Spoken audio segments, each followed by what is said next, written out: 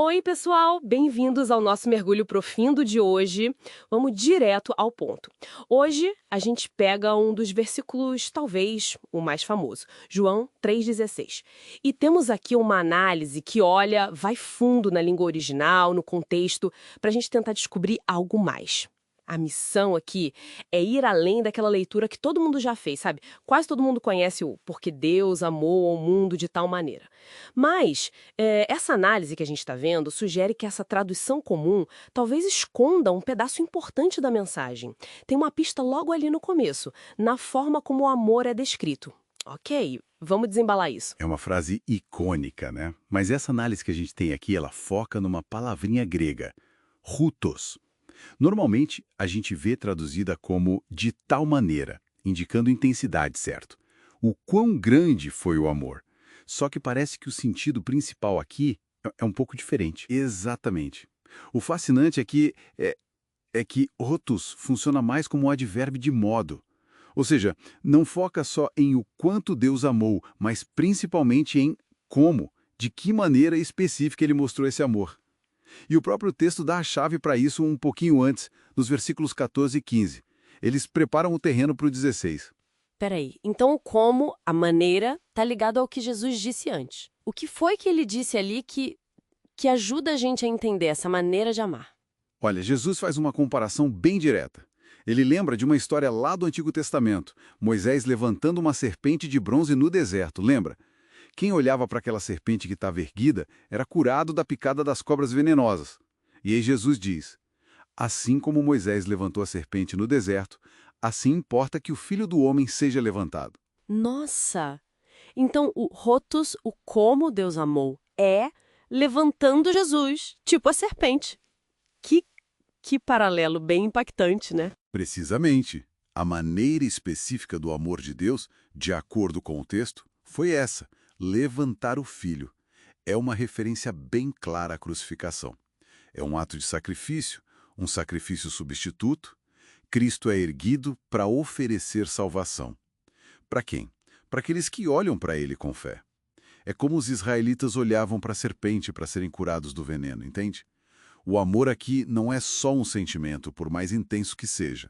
É uma ação sacrificial, bem concreta. Entendi. Faz todo sentido agora. E que tipo de amor é esse que leva a uma ação tão extrema assim?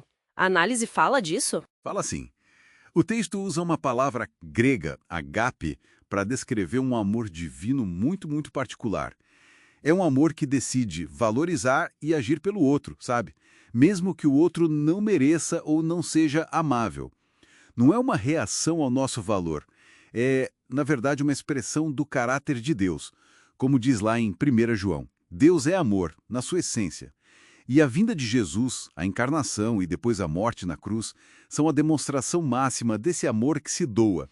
E essa demonstração toda, esse amor em ação, tinha um objetivo bem claro, né? Como o versículo continua, para que todo aquele que nele crê não pereça, mas tenha vida eterna. O foco é salvar, não condenar. Indica um desejo divino de que a salvação seja acessível. E essa fé, essa crença, a análise reforça bem isso. Não é só tipo concordar que Jesus existiu. Não é um assentimento intelectual apenas. É uma confiança profunda. Uma entrega mesmo, pensa assim, não é só acreditar que a cadeira existe. É você sentar nela, confiando que ela vai te segurar. É essa confiança que o texto aponta. Boa analogia, faz sentido. E a justificação pela fé, que a análise também menciona, entra aqui, né? Exato. A ideia central é que, por meio dessa confiança total em Cristo, no sacrifício dele, a pessoa é considerada justa diante de Deus, não pelos seus próprios méritos ou esforço, entende? Mas pela fé no que Cristo fez. As boas obras, então, viriam como uma consequência disso, uma resposta natural a essa nova relação com Deus, e não a causa dela. E para quem responde com essa fé profunda, o que o texto promete? Basicamente, duas coisas essenciais. Primeiro, a vida eterna, que não é só algo pro futuro, mas algo que começa já e se estende para sempre. E segundo, o que Jesus chama, um pouco antes nesse diálogo com Nicodemos, de novo nascimento. É uma transformação interna, profunda mesmo, que o Espírito Santo realiza. muda a natureza da pessoa, a direção da vida dela. Então tá. Se a gente conectar tudo isso, Jesus, que é o Filho Divino, a revelação de Deus, ele é levantado na cruz, e esse é o método específico do amor de Deus. E esse método oferece salvação para quem confia nele, resultando em vida eterna e transformação interior. A análise até liga isso com outras passagens, né? Falando de Cristo como o plano divino que foi consumado, completo. Sim, exatamente. A crucificação é apresentada como o ponto culminante, o ápice do plano de Deus para a redenção. Um plano que foi preparado e agora está completo. Está consumado, como o próprio Jesus diz na cruz. Então, no fim das contas, o que tudo isso significa? Acho que a grande virada aqui é perceber que João 3,16 ganha uma camada a mais quando a gente vê que o foco não está só na imensidão do amor de Deus, tipo no quanto, mas também, e talvez principalmente, na maneira específica e sacrificial aquela prefigurada na serpente, pela qual ele agiu para salvar. O como é tão crucial quanto o quanto. Perfeito, é isso. E, bom, isso talvez deixe a gente com uma reflexão final, né? Pensando nessa ideia do plano consumado e do método específico de Deus.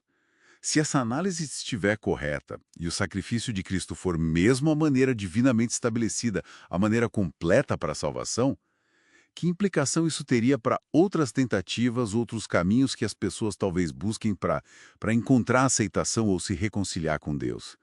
Fica aí a questão, né? Sobre a singularidade desse caminho que o texto apresenta.